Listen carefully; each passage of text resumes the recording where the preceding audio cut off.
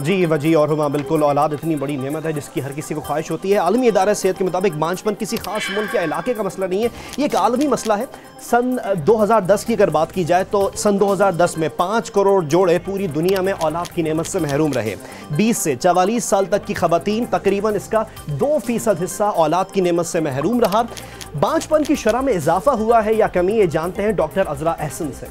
Infertility या फिर अब बेहतर तौर पे उसको सब फर्टिलिटी कहते हैं, इसका रेट मैं नहीं समझती कि बढ़ा है या घटा है, सवाए इसके कि इसकी अवेयरनेस अब ज़्यादा है और बहुत सारे लोग जो पहले डॉक्टर्स के पास या हेल्थ केयर प्रोवाइडर्स के पास नहीं जाते थे, अब वो इन शिकायत के साथ डॉक्टर्स के पास पहुंच जाते हैं।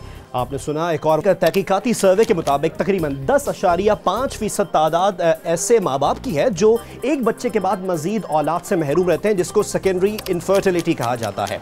पाकिस्तान का शुमार वैसे तो दुनिया की बड़ी आबादियों में होता है, लेकिन यहाँ इनफर्टिलिटी यानी बांझपन की शरह काफ़ी ज़्यादा है, जो तकरीबन 21.9% है, जो कुल आबादी का 5वां हिस्सा जाना जाता है। हमारे माशरे में बांझपन की सारी जिम्मेदारी खवातीन पर ही डाल दी जाती है और बड़ी अफसोसनाक बात है, लेकिन असल हकाइक क्या है ये जानते हैं डॉक्टर अजरा से।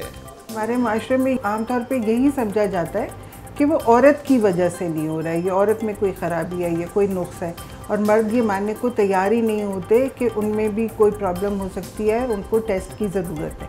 तो किसी भी कपल की इस फर्टिलिटी का इलाज का शुरू नहीं होना चाहिए जब तक कि मर्द का टेस्ट ना हो जाए। पाकिस्तान में की गई तहकीक के मुताबिक बांझपन के केसेस में मसाइल का ताल्लुक 44% खवातीन से होता है, 23% इसका ताल्लुक मर्दों से होता है, 28% की वजूहात मालूम नहीं हो सकी, जबकि 5% में बेऔलादी की दीगर वजूहात सामने आई हैं।